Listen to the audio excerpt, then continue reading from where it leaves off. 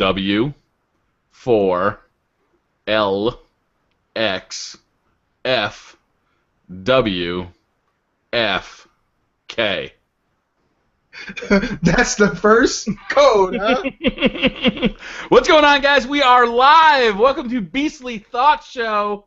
I'm psyched. You guys psyched? You guys ready? You guys ready to get going? Let's do this. Absolutely. Let's do this right now. Yes. Right now. Right now.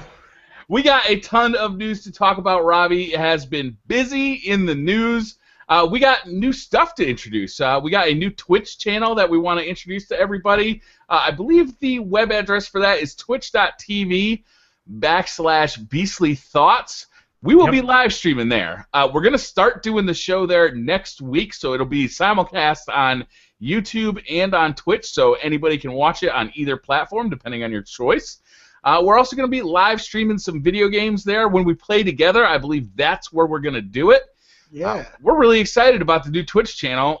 Robbie was so kind as to set it up. Thank you, Robbie, very much. Absolutely. Thank you, Robbie. You are the man. Yep. The myth. The legend. He is. He's the back end of the Beastly Thought Show. Yeah. Where all the smelly stuff comes from. That's not true at all. So we got a ton to talk about today, but first, let's talk about what we've been playing. Robbie, why don't you go first this week? What are you Absolutely. up to? This week I've been playing a lot of Destiny, getting back into it, doing the strikes, doing Crucible, a lot of lag banner, I'd call it. It's not exactly in the great condition, but it's been fun. Also been playing Arkham Knight, doing the side missions, and that's been about it. Have you gotten a chance to play any Trials of Osiris yet? No, I haven't. Okay, what level are you? 34. 34. So you're there. You're ready. Of It's course, time. yeah. It's time. You got to get off that hump, man. You got to get in there. Mm-hmm. It's where the men are separated from the potatoes. I want to know which I am. Okay. We got to get to the lighthouse, man. That is super fun. I'd definitely love to try it out. Yeah, if we get a team together, it'd be fun. Yeah, the lag issue is way less in there too because it's a connection-based matchmaking system, so it's not skill-based like it is in the Iron Banner. And I gotta agree with you, the Iron Banner this week, I think more than other weeks, is lag-heavy. It's really, really rough. Like, you see people just warping across the map. You shoot somebody, and they're kind of standing still in place, and they got full health. It's like, what just happened? Yeah. It's really messy. Yeah. Yep. All right, so Beastly, what have you been up to? I've been playing The Witcher. I've been playing Dead Rising 3. I've been playing The Last of Us. I've been playing... I'm getting State of Decay tomorrow for Xbox One. It's a game I always wanted to play, and I made arrangements today, and it'll be here tomorrow. And that's pretty much been it. I'm waiting for Batman. I'm in the middle of Witcher. Kate's farther than I am now in The Witcher, which is sad. She's been talking mad shit to me lately because I've been playing The Last of Us, and she's slowly gotten further than me in The Witcher. And so when I saw that happen, I had to put The Last of Us aside and get back into The Witcher. So right now, that's what I'm doing. But there's so many games and so little time. I didn't get a chance to play really any Destiny this week. I think we went through the Prison of Elders twice this week. And, of course, that's always fun. I still haven't tried any of the PvP stuff in the House of Wolves. I'm looking forward to at least trying that. And that's been my week. Yeah, we got to get you at least up to like level 32 so you can jump into the Trials of Osiris. Yeah. That would be a lot of fun. You should be getting gear from the Prison Elders, right? Yeah, I got a lot of nice gear.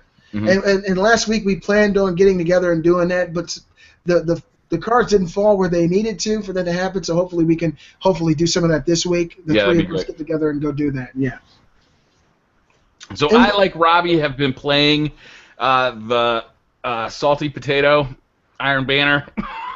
Has it really been that bad? It is bad this week. I'm telling you, I don't understand why it's so bad. Maybe there's less people playing it this week, so it has to search wider and further for connections. I don't know. It's not like the old Call of Duty games where it actually tell you how many people were playing the playlist that you're in. But man, it's rotten in there. But I also played. It might have connected to that Zimbabwe internet. Like, it's rough. It is bad in there. And I gotta agree with you. It's like you shoot a guy with a shotgun. He doesn't go down, so you melee him, and he's just standing there. So you melee him again twice. And then he's like, whoop! And then you're all right, this guy's not gonna die. So you walk away, and he shotguns you in the back. What? Yep. It's really bad. Yeah. I never heard of this kind of issue in Destiny, man. Oh man, it's rotten in there. So I feel like Destiny has got some issues with their matchmaking system. It's the same type of lag that you used to see in Halo, where you trade kills, right? That's not something you'd ever see in Call of Duty because it's a different kind of networking code that Call of Duty uses. It's like nobody ever trades kills in Call of Duty. It's always one guy gets the kill every All time. the time, yeah. But in Destiny, it's like if it's close, then they just kind of kill both people. And that can be frustrating. I don't know which one I prefer because Call of Duty, it just felt like you got robbed and the other guy's, continuing on his kill streak. So I can't really say which one I prefer, but I know that it don't feel right now. Well, Yeah. I'd have to go with Call of Duty because at least in Call of Duty, you know that the person who died first, the other person shot first, usually. No, It's you that don't know Twitch that. gameplay. You definitely don't know that. That's how it feels. When I you mean, die- that's probably how it's supposed to feel, but Yeah. with the internet, what it is, with lag being what it is, it's like you're talking about, 5 milliseconds between, input and, when a bullet should land, right? But it could be that you have 80 milliseconds of lag on your, Ooh. and that's a big difference, right? And that could be the determining factor in a gunfight. I just There were find it- all sorts of tricks back in the day in Call of Duty. Like people would start uploading something to their YouTube channel just so they would get host. Like there's all sorts of tricks in Call of Duty to get host and to have a better lag experience. Bad Man. stuff. Yeah, in Destiny, though, it's more noticeable. There's been many times where I killed someone, or they killed me, and I thought I killed them, and then as I die, then they die. I'm like, what the hell happened? It just confuses me sometimes. Yeah. It definitely needs some work in the lag compensation front. I don't know how to solve it though. It's like the internet is what it is, and It is what it is. That's how you solve it. yeah. But before we continue with the news, Briar, I wanted to congratulate you on 28,000 subscribers, man. That is an amazing thing. And to me, it's amazing because I know where you were about a year ago. Yeah. I think you're the man. God bless you. God bless America. 4th of July just happened. Yeah. And 28,000, man, that is something to really be proud of. And as a friend, I just wanted to tell you I'm so proud of you, man. Thank you, man. It's been the last month has actually been insane. It was a month ago that I hit 20,000, right? So it's been 8,000 subscribers in 30 days, which is insane.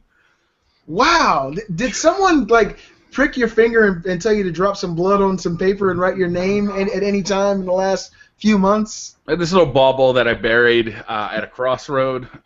Said some prayers backward. Yeah. It's been fun. The channel's growing really fast. It's really gratifying. It's fun to see. It's just been a lot of fun lately. Awesome. Congratulations. Thank you. So, shall we move to the news? There's a think lot so. of news. A lot of news this week. And this is for people. Well, Robbie, you talked about this earlier, that a lot of people don't like the Arkham Origins game that came out that wasn't actually developed by Rocksteady. Why don't you go on with this news?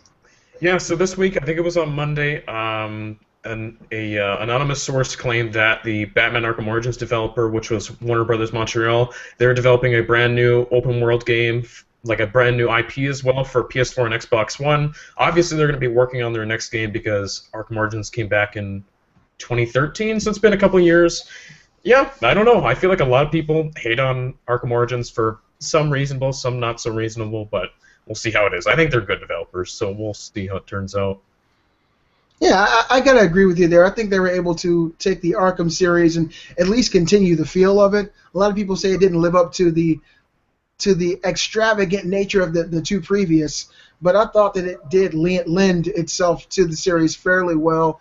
And I'm kind of excited to see what they're going to do on their own with a new IP versus. I mean, it still something felt like an else. Arkham game, and it's just the problem was the bar was set so high because the Rocksteady games were so amazing. Like it's really hard to live up to that, and I thought they did a really good job. Like as a game itself, just looking at Arkham Origins without the other games, it was still a great game. And Warner Brothers Montreal is definitely a really good developer. They're pretty new developers, so we'll see what they do. They're doing something completely different, it sounds like, which is awesome. I'm looking forward to it. All right. Any thoughts, Briar? No. Moving on. All right, so nothing positive to say, just like my mom said. If you got nothing nice to say, don't say nothing, Briar. That's good. That's good. You're growing up, Briar. So, did you guys ever get into the Mafia series, Mafia 1, Mafia 2? I played Mafia 2. I thought it was pretty cool. I played Mafia 2 and loved it. That game was one of the best games no one played. It was obviously very similar to GTA, but it was set in like that 1940s Mafia-style New York. It was really cool. Really enjoyed that game. I really liked it. I thought that it was going in a direction that GTA I felt needed to go, actually. And it appears that Mafia 3's reveal is imminent as Take-Two registers several domains related to the game. So this is something that looks like it's going to happen pretty soon. You guys excited for a re-emergence of the Mafia series coming to current-gen consoles?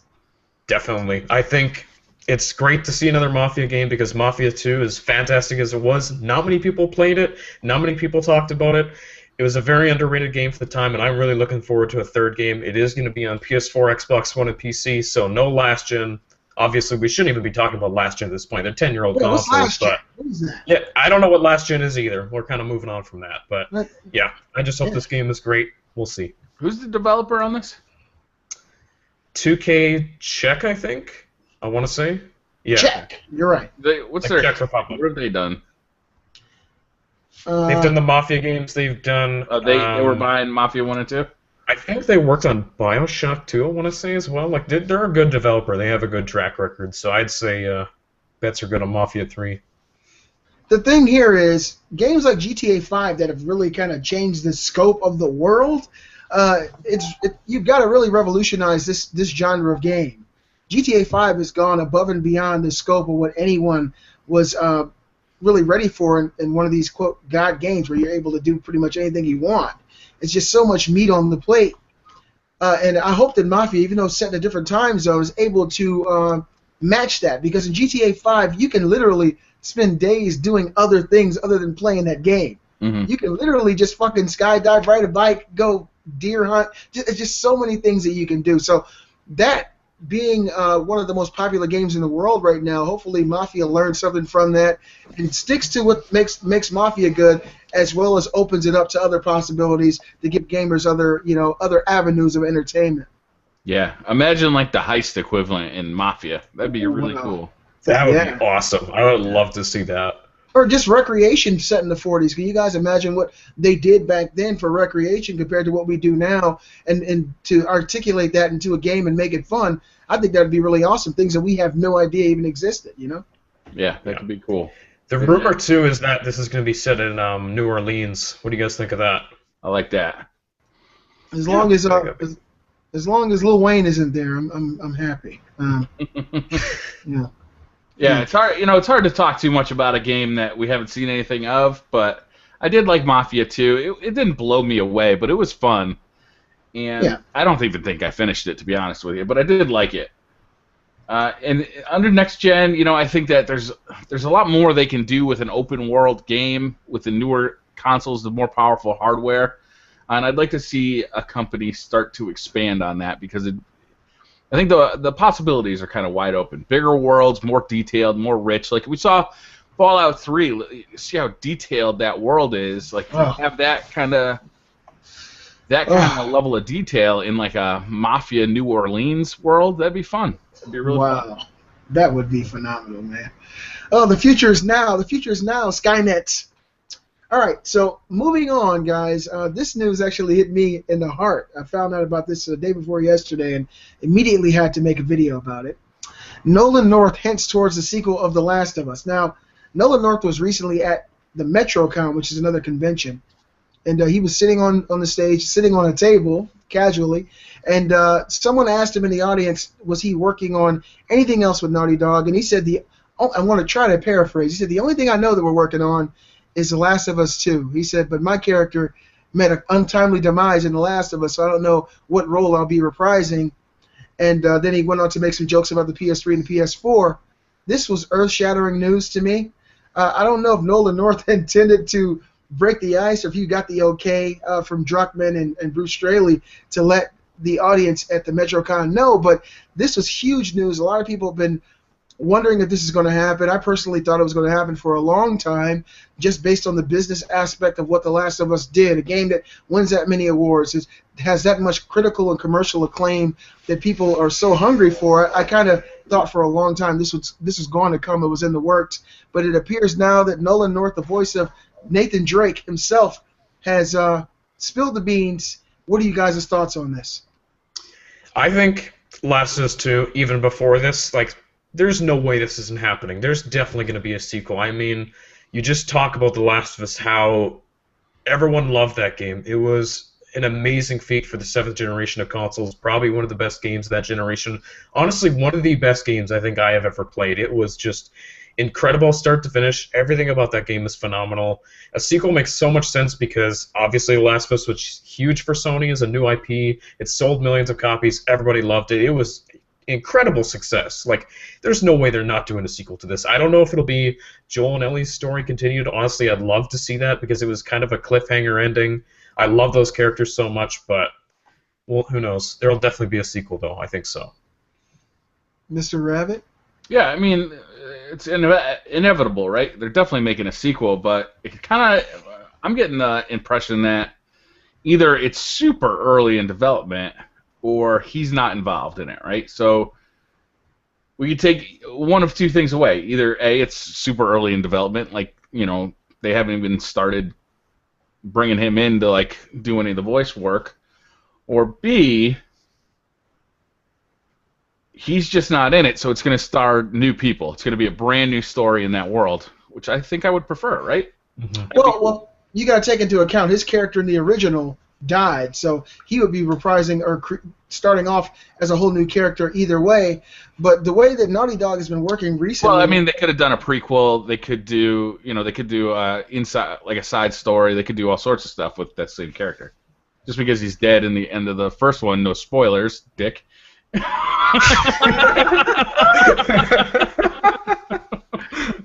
Yeah, well, he kind of spoiled it too, but I'm sorry if I spoiled it for anybody. Personally, I wouldn't care either way whether or not Joel and Ellie's story goes on or if they told just a pure story of survival in this world. The world is so alive and so rich for me that I wouldn't even care either way. Of course, we know the story of Joel and Ellie and why she's so pivotal to the story, but it would be just as good to me to see the story of plain, simple human survival in this post-apocalyptic world. Robbie, why the hell are you so happy right now? I don't know. Just keep going. I don't know. Just keep going. Yeah, this is really good news for me. I'm really excited about it, and I can't wait to hear more. I don't know if Nolan North got in trouble, if it's possible that Neil Druckmann and Bruce Straley got on him after this, because it seemed like it. Right? Yeah, it seemed like he just was free with it, and he's like the first person ever to just be out there in the open, and he spoke of it in a way like everybody already knew. He said, the only thing I know of is The Last of Us 2. And people were like, holy shit, what the hell did you just say? And so to me, it seems really weird that he would be the one to just announce it, and he's a voice actor. And I would love to know the background of that. But yeah, it's really exciting, and I look forward to see what happens next. He's not new to this arena. I mean, he knew what he was doing. Yeah, I'd like to think. Yeah. But you never know, you know? Who knows? Maybe he had a cocktail before he did this thing. Yeah. You know, some people get excited when they drink. Mm-hmm. Moral of the story, bitch bombs are confirmed for Last of Us 2 multiplayer. Yes! Oh, my God. Yes. That'd be nice if they actually came up with a good way of doing multiplayer for that game, because the last one sucked. Oh, get out of here! Come on! Get out of here! Brian, you love those bitch bombs. I know you're happy that they're in Last of Us 2 multiplayer. Confirmed, right here. You heard it first. All right, so we had the bitch bomb incident, right?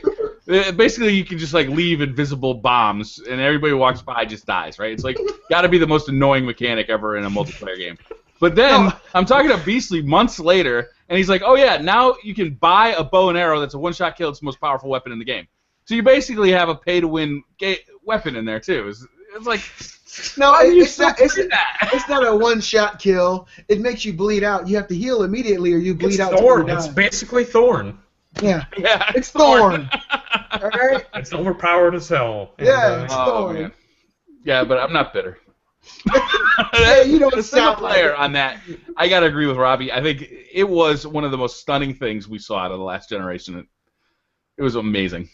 Awesome. Yeah, you can't deny that game is It's so incredible. refreshing to hear Brian say that. It was amazing.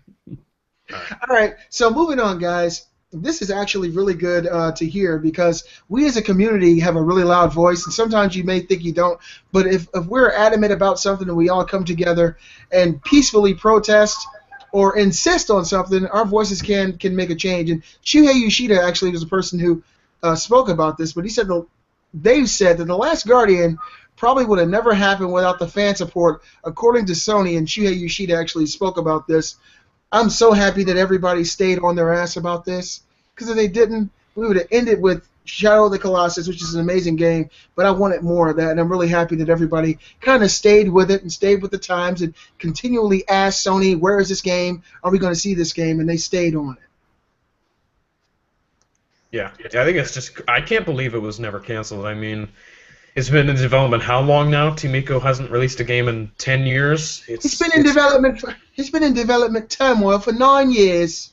Yeah, but I think just it's incredible to see that obviously Sony cares about it a lot, and they can tell that everybody wants this game and people care about it a lot. Like, a lot of people love Shadow of the Colossus and Ico. Those are very beloved games, and it's amazing that Sony stuck with it. They've been developing the game this whole time. I really respect this decision, and I'm so surprised because from a business standpoint, they would have canceled this game years ago, but they stuck with it, and props to you, Sony. That's amazing. Well, my thoughts on this is this. This game has to make a ton of money because if you got to take into account that the studio was paying their employees all this time for 9 years to develop this game. It's not like they sat at home and ate cornflakes for 9 years. They worked.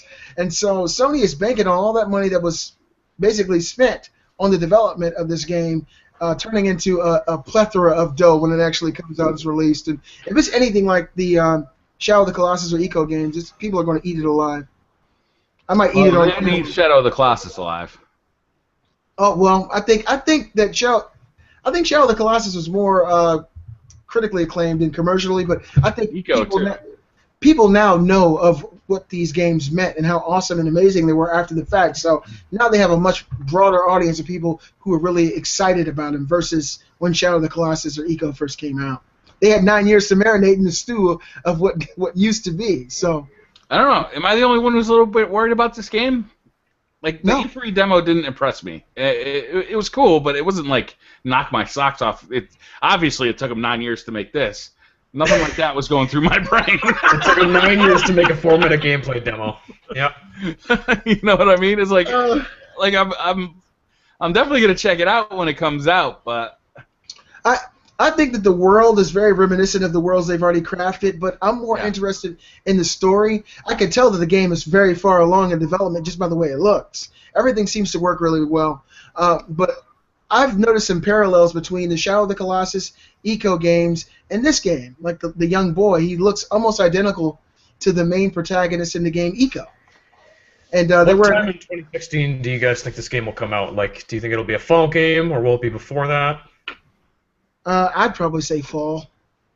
I mean, I'm going to guess spring 2016. I'm going to guess either that or like June-ish kind of area. That's my guess. I doubt they're going to hold it another year. There's no way. I hope it's a spring game. That'd be cool. Yeah.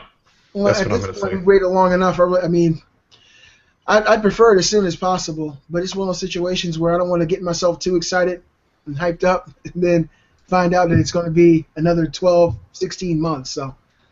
I'll be happy whenever. I thought you were going to say years at the end of that. Me too. I was like, no, not again. That was a concept video. That's what we're shooting for on the PlayStation 5. 2025. Yeah. We hope. All right, so one of you guys want to continue on with our news? Warner Brothers knew about Batman Arkham Asylum's... No, I don't want to continue. Warner Brothers knew about Batman Arkham Knight's issues on PC for months. Yeah, this sucks. Yeah, so this comes from basically reports that they had, 80 days to make this port? Apparently, yeah, from what I've heard. 80 days.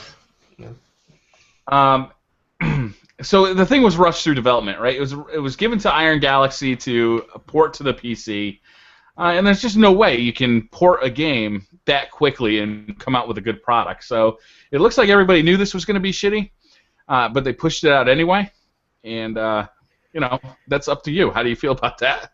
This is so shady to me. Like, the fact that I was watching some of the old videos when they were showing the game off on PC, like running at 60 frames, and now we realize that it was sped up. Like, you could kind of tell the enemies' voices sounded like chipmunks. This is so shady. Like, I am just so disappointed in Warner Brothers for doing this. Like, what a dick thing to do to PC gamers. This is just not okay.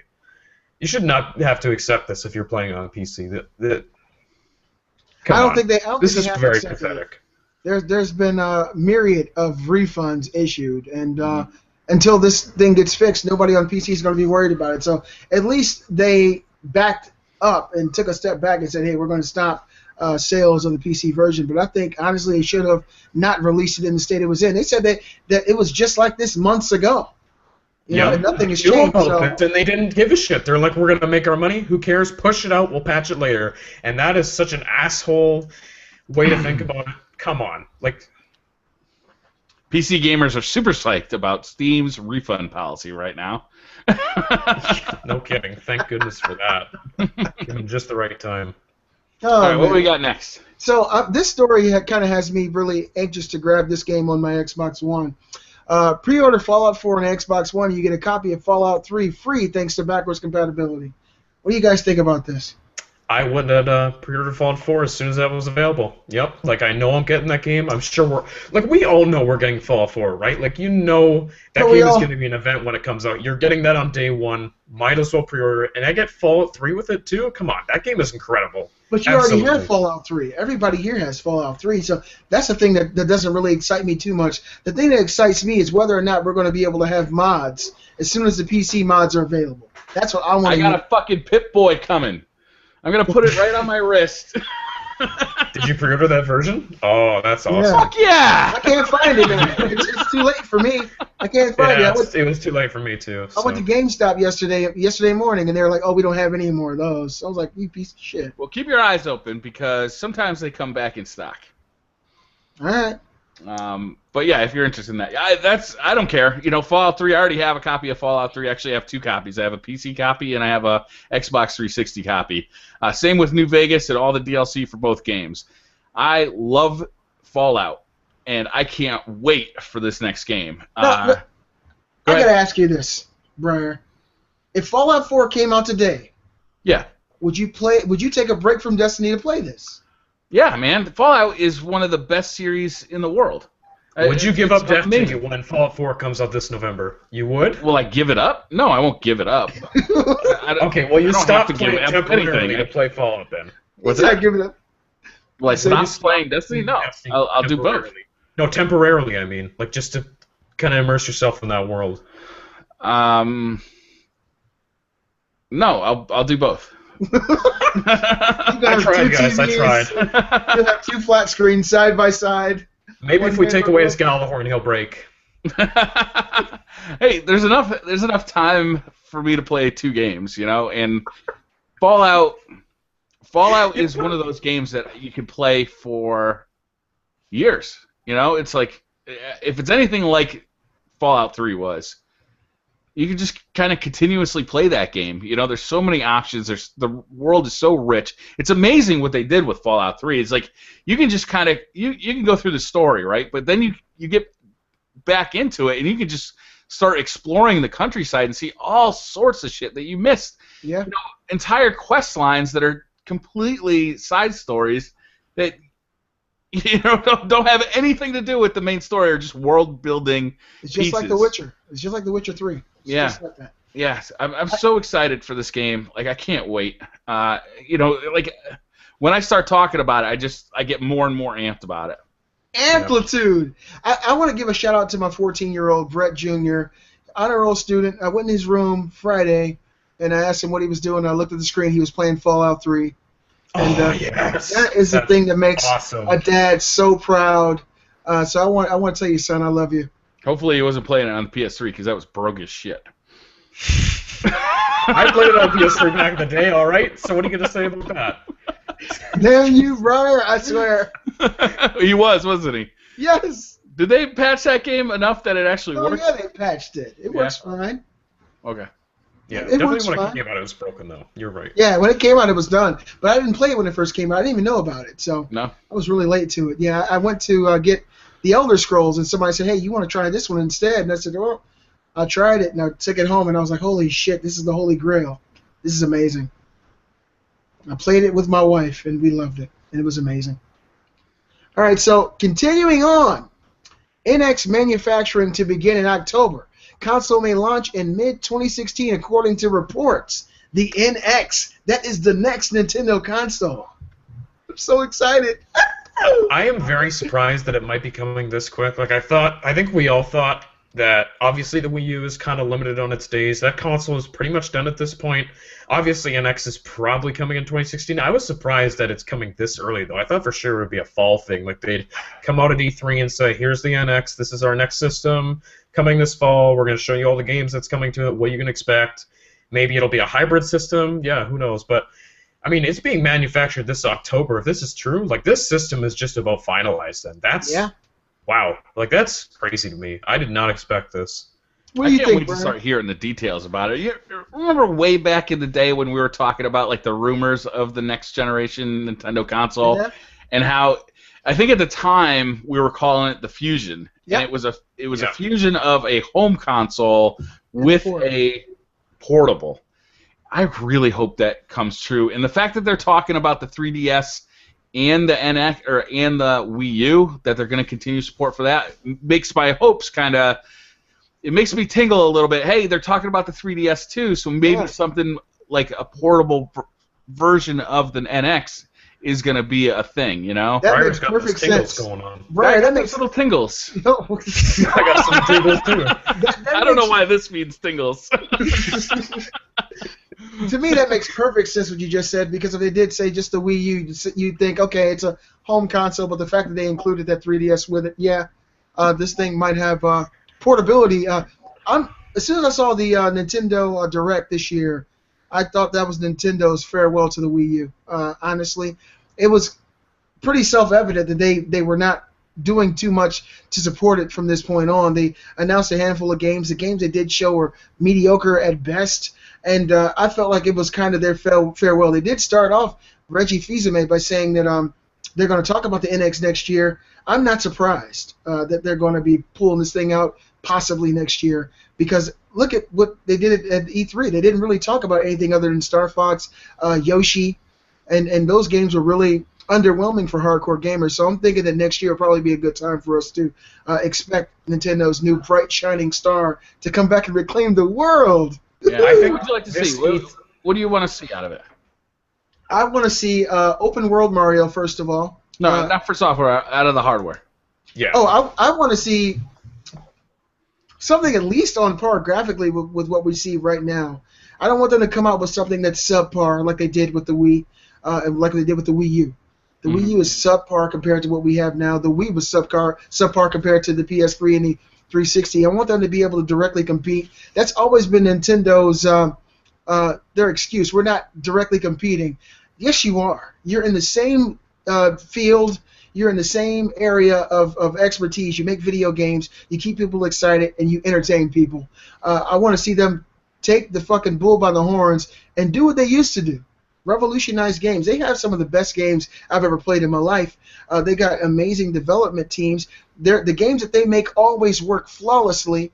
I want to see them marry that with the technology and really excite me in a way I haven't been with Nintendo in years. The last time I was super excited with the Nintendo platform was probably with the 64. You know, the 64 was probably the last time I felt true magic.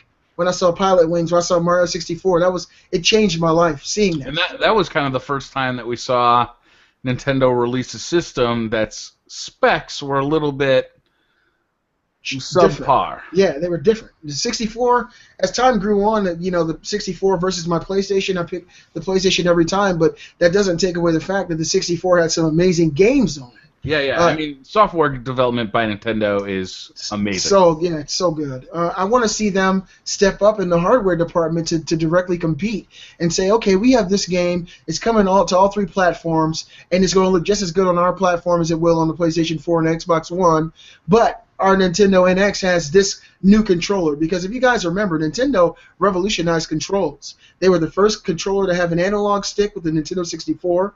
They were the first controller to have motion controls. They did some kind of crazy, Rumble Pack. They did all this stuff first, so I'm sure that they got something up their sleeve as far as the way they're going to control. I think the Wii U was a big misstep with their control. It's on my bed, actually. But hopefully they can give us a traditional controller with something new that really immerses us in the experience the way they've been doing for the last 20 years. Robbie, what do you think? What would you like to see out of this? I think, first of all, the C3 showed that Nintendo clearly realizes, which is good, that the Wii U is not salvageable. Like, the system is what it is. They can't really do much more with it. The Wii U is just kind of going to live on for a few more years, and that's going to be that. But with the NX, I think what they need to do is first of all, they need to have a more powerful console. At the very least, be as powerful as the PS4 and Xbox One. The second thing they need to do is get those third parties back aboard, because if you can get third-party games like Destiny and Call of Duty on a Nintendo system, plus you have your first-party IPs like Mario and Zelda, they're going to kill it. They need those two big things. If you can get your third parties and your Nintendo first parties, I mean, there's no way the system could fail. That's the biggest issue I think Nintendo has right now. They need to wake up and realize they need a dedicated gaming console, and even if it's this hybrid thing, you can take it on the road. That would be super cool. Will they be able to maintain that same power and same playability on the road as at home? Who knows? But they have the potential to do it, and I hope they just wake up and realize that they need to change, because the Wii U is not working. Nintendo has to kiss a lot of ass, is what they got to do. To be quite honest, to bring the third parties back, they got to just make themselves so approachable to everyone out there. Hell, look, we'll jump through this hoop for you if you bring it to us. Yeah. And they have to. I think we're going to start seeing. I think we're definitely going to see a console that's at least on par with the current PlayStation 4 and Xbox One hardware. At least. It'd be nice to see it actually surpass it by at least a step or two, right? You know, these consoles are 2 years old now. Yeah. For the same price, I think that Nintendo could release a console that is a little bit nicer than what we've got, right? I don't think that's too much to ask. At the least, I think maybe for $250, they could release a console that has the same amount of power as the PlayStation 4 and Xbox One. Because now they're dealing with technology that's a little bit older now. So just to get parity, I think they could come in at a lower cost at like $250, or if they were going to go for that $400, $350 price point, then it's got to actually outperform the PS4 and the Xbox One. Or because the thing is, when you look at what they're doing with the Nintendo Wii U, it's still $300 if you go buy it brand new, which is unbelievable. Way too much. Unbelievable. Well, the problem there is the fact that stupid remote, the tablet, the gamepad, costs money. Yeah. You take that out of there, the console's way cheaper, and honestly, it would be like $100, $200 that system. Way more people would buy it if it were that much. Yeah, but the thing is, if Nintendo were to bring out a system that at $250, that would be a huge contrast compared to what they've been doing now. Or they could go back to their old ways. Well, the Wii U was bargain priced, and the Wii U is bargain priced when you compare it to other consoles. Yeah, it is right now. Yep. It's older too, but what I'd like to see Nintendo do that would be a step above what everybody's doing now is to have a console come out with the game for free, just straight out of the box, bundle. Back in the day, when you buy a Nintendo, you get a Nintendo game. Yeah. When you buy a Super Nintendo, you got Mario World, and it still is one of the best games on the console. And when people saw that, they were like, holy shit, I got to play it.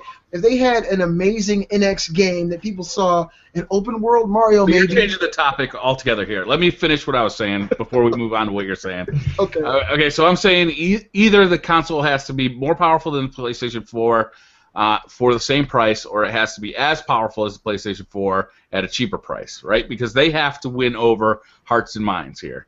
And you do that with either more power or better pricing. Second, they need to get rid of these gimmicky controllers. I know that they have been innovating these controllers for a long time now, but in my opinion, the Wii was a gimmick and the Wii U was a gimmick. I know the Wii was popular. I know that the Wii Remote was popular, but it was a gimmick. Yeah. And to actually play 90% of games with it, I'd rather just use a controller. Yeah. The Wii was like lightning in a bottle. They released it at the perfect time, and people just ate it up without really realizing what it was, and it didn't last. Like they caught people on so quick without even really knowing what it was. Everyone bought it just all at once, and then it quickly kind of died off. I want a real controller.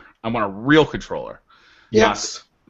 And I want to be able to put two of them on a console, not like this tablet. That is like the worst. I remember hearing about that. I'm like, this thing is a disaster. You could only hook up one tablet to a Wii U. That's ridiculous. You can't buy them either. So they need to start courting third parties, like Beasley was saying. They need to go after them hard. They need to start signing those deals with Activision for exclusive content in Destiny, exclusive content in Call of Duty, getting that content first. They need to start writing big checks to console developers to start getting, releases on their console first or DLC on their console first, because that's what's going to get the hardcore gamers to start buying their console again. Look how many Call of Duty players are switching over to PS4 right now because they're going to get the DLC first. Tons of them. Tons of them. Like Sony really learned from the last generation. If Nintendo could do the same, yeah, I think they can come back. What if you could get the Hawkmoon 2 and Destiny first on Nintendo? Oh, shit. That is a weird thing. You know you want a Hawkmoon. Briar's going to move over to Nintendo that day. Get my Hawkmoon 2, my Galahorn 4. You'll be standing in line. Hawkmoon my 2 Galahorn Extreme! Do you guys It'll be called the Super Galahorn. Yeah, the Super with more power. Do you guys think it's as hard as it appears for Nintendo to recapture the trust between them and the third-party developers? It seems like it's been unbelievably hard for them to work. They keep making stupid decisions, Beasley. Why would you develop another version of your game for the Wii U? And have to port it down. That's not going to sell. You know it's not going to sell because third-party games haven't sold for the name the last 4 Nintendo consoles. Like they just don't sell. They don't sell on Nintendo consoles. People don't buy Nintendo consoles for third-party games. They buy them for Nintendo games. Yeah. Nintendo has to change that. They have to figure out a way to change that. And I think the way to do it is to start spending a shit ton of money. Yeah. Well, all they gotta do is do what Sony did this last generation. With that cell processor, Sony had it so hard for developers to make games that stood up the way they did on the 360. And Sony saw that. They understood it, so they came with a more approachable system with the PS4. And I think if Nintendo did that and came with a more approachable system that was powerful enough to run these games, to be on par with the PC, but at the same time pull their first-party amazing games into that library and court these third-party developers, it would be a win-win for them. It would be Nintendo again. Right now, Nintendo is a shadow of their former self. It's really sad. Nintendo easily has the potential to come back to. Like they can do it. I know they can do it. They have the money. I mean, they have more than enough money to succeed. They can buy up these third parties. They can say, look, the NX. You can get Mario. You can get Zelda. You can get all these first parties you love. You can get Call of Duty. You can get Destiny. You can get Fallout 4. You can get all the games you want to play. Yeah. How would you lose with that? Like they can win. It'd be a win-win situation for everybody. Gamers would be happy. Developers would be happy. Nintendo would be happy. It's not that hard to do this too. If they have both of those, they can win, no problem. They just don't see it. They don't get it. I hope they do. Parties and third parties, you'll dominate. They just don't get it. Yeah. Hopefully, but they got to release hardware though, Robbie, that's compatible with these games because.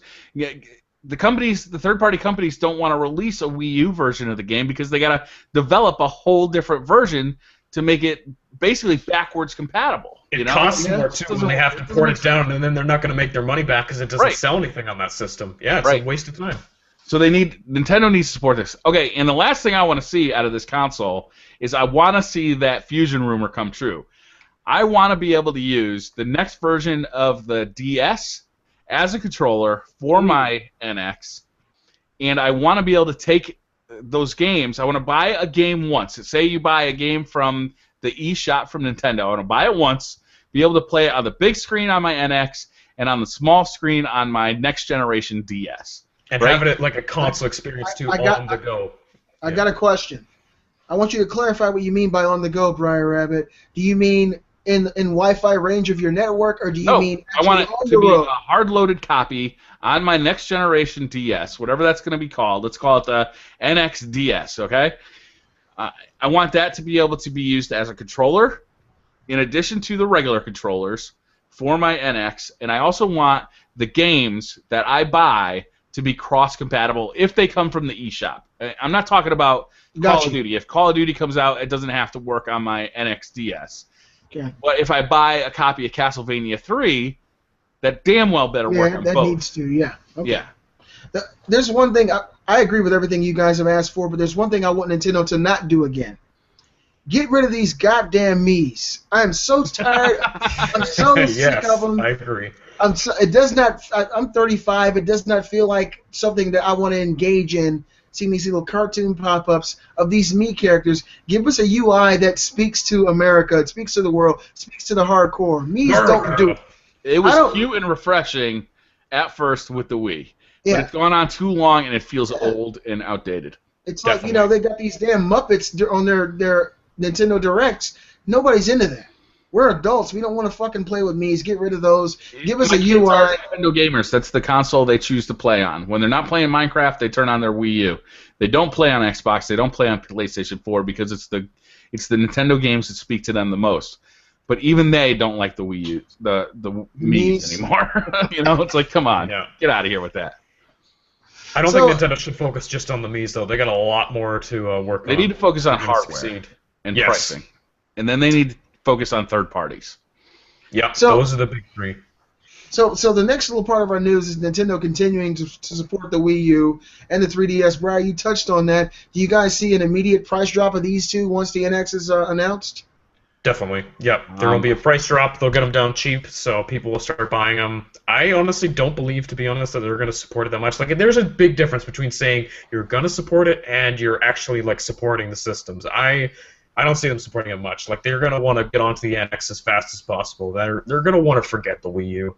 I think they're going to kill support for it fairly quickly, kind of in a Microsoft Xbox style. They're just going to dump it. Yeah. Your old games will still work. That's fine, but there's no new games coming out for it. They want to get away from the Wii U as quickly as possible. Let's be real here. They're obviously not going to say that. They want to still make people happy. They're going to say, look, we're going to support these systems. But realistically, they're getting onto the NX. And it's very clear that that system is actually pretty close to being done. So that's their future. I bet they'll support longer because there's so many of them out there. Yeah. There's 80 million 3DSs out there, so that's... You can see that Nintendo has a hard time getting away from that platform, too, because they can't... When they come out with, the next version of it, they can never name it anything else. It's like, this is just... It's a DS Plus, it's a DS Lite, it's a DS XL. Color, it's a 3DS, it's a new 3DS. It's a Tostitos DS. It's still the new DS, Doritos it's still 3DS. The DS. You don't have to buy all new games. But it'd be nice for them to take a clean break on the DS side too. It's like start with something new. I think is it time to get away from cartridges on the DS? I don't know. It's like the Vita is very technologically advanced, but it still uses cartridges. Basically. Yeah, is it time to get away from that, though? They're not cartridges, they're SD cards. I think that's a big difference there. SD cards, it seems like there's not too many limitations with that. It's a similar thing. I don't know. What media would you like their portables to go to, Briar? Downloads only? Yeah. I think digital would make sense if you can take it on the road with you and it's the same basic gaming experience. It would have to be probably digital. I don't see what kind of media we'd use for that. Yeah, so I think that would work as long as there's a big enough hard drive on it. Seems like these companies are scared to give you any damn space nowadays. As long as there's an SD card slot in, it shouldn't make much of a difference. Okay. All right, so going on with our news, guys, an extremely rare prototype for what would have been Nintendo's PlayStation has been discovered. Now, I didn't get a chance to see this, and I don't know if any of you guys... Yeah, take a look. Briar's going to pop it up for us. Yeah, I'll pop it up here on the screen here. You guys do know about that Nintendo-Sony partnership, right? Like before even the PS1 came out? That's basically what this is. This is the prototype for what that system was going to be, and it's super cool. Like it looks super authentic. This has to be real to me. It definitely looks really good.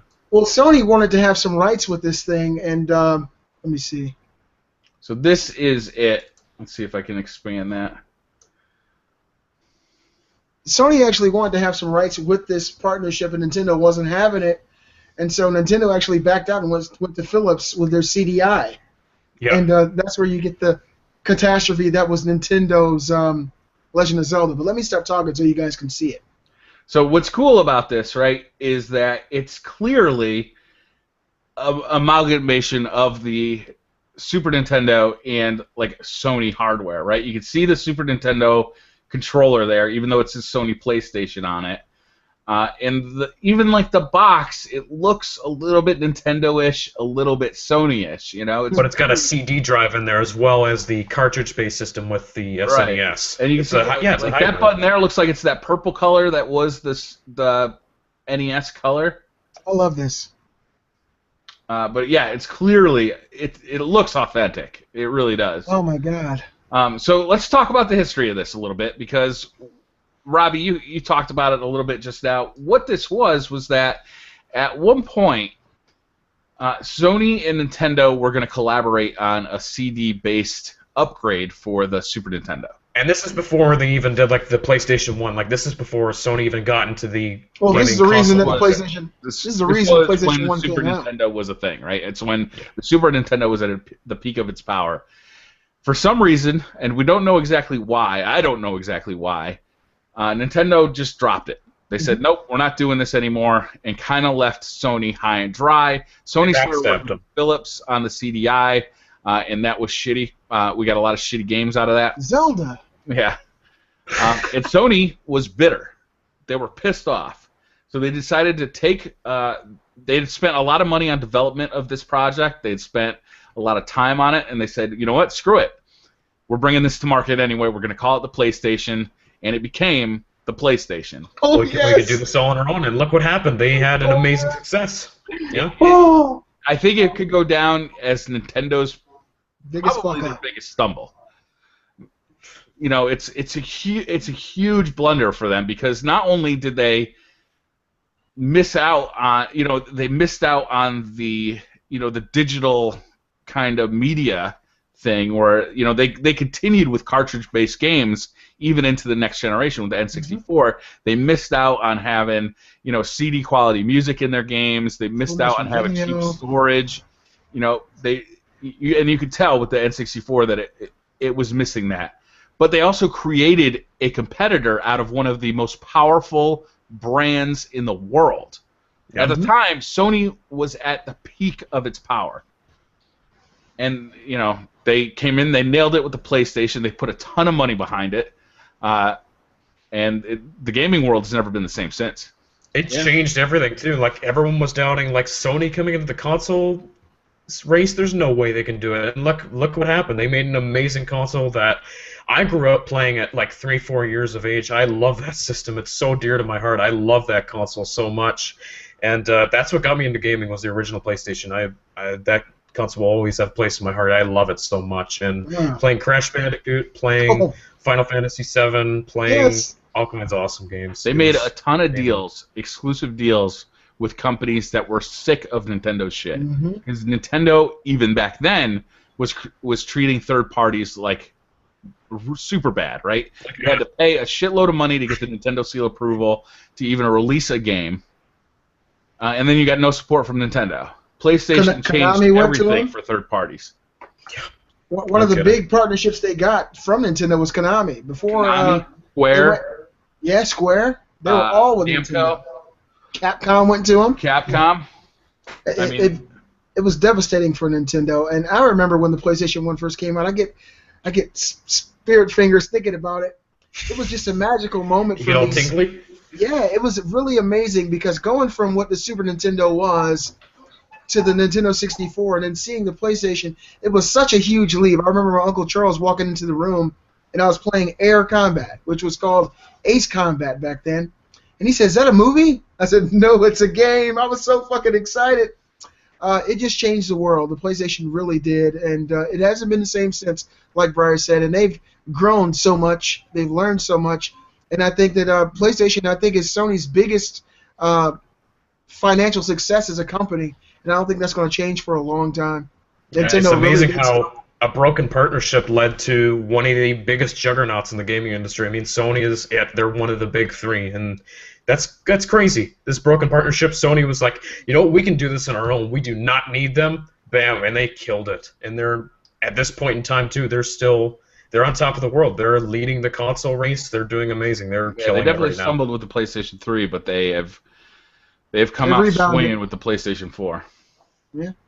PS4 is the shit this generation so far. But yeah, that's a really cool piece of history, and this guy just had it.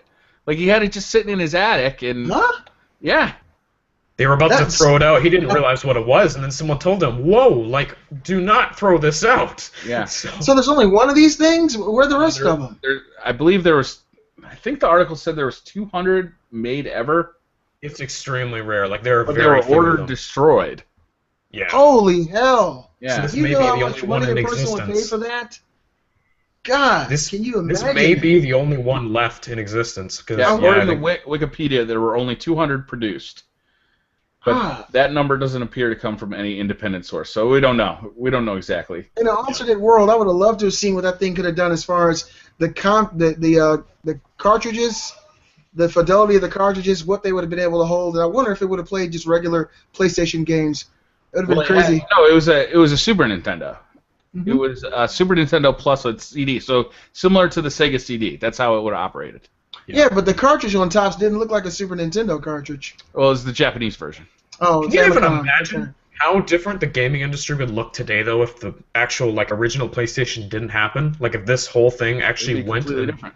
It would be way different. Would Microsoft ever come into it? Would Sega still be around at making hardware? Like, who knows? Wow. Yeah. Well, I know. When Sega came out with the Saturn, they were not competing against Nintendo at that point. They were competing against PlayStation. Yeah. Yeah. I think it'd be worse, honestly, because Nintendo has mismanaged relationships, hardware so much, and if somehow they were tethered to Sony, I think they would have blundered the PlayStation at this point. You know, and third parties probably still wouldn't want to work with them, so there wouldn't be any games on the PlayStation. So I'm happy Sony broke away from that crap and did their own thing. I really am. It's funny, too, though, because, the same reason that the PlayStation was created was because of the hubris of Nintendo, right? And then Sony goes on to repeat exactly the same thing. Like 20 years later, 15 years later, they do the same thing. It's incredible, the cycle of that. Wow. Yeah. Amazing. That's weird. All right, so I think that's going to do it, guys. Anybody got anything else they want to talk about? I just want to tell everybody out there in the world of YouTube that I love you. Should You're in my heart. The chat for any questions we got? I always forget. Yeah, for sure. Yeah, dude. Definitely a good idea. If you guys have any questions, post them down below. We will read them. Fire them quick. Fire them quick. Okay. I don't know. We should be wrapping up here. All right. I'm going to check out the chat right now. Let's see here.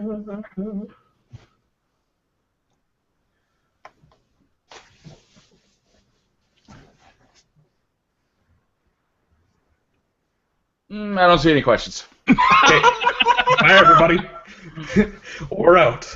You guys be easy. All right, guys. Thank you very much for watching. If you do have any questions, send them to us on Twitter, and we will answer them in the next episode.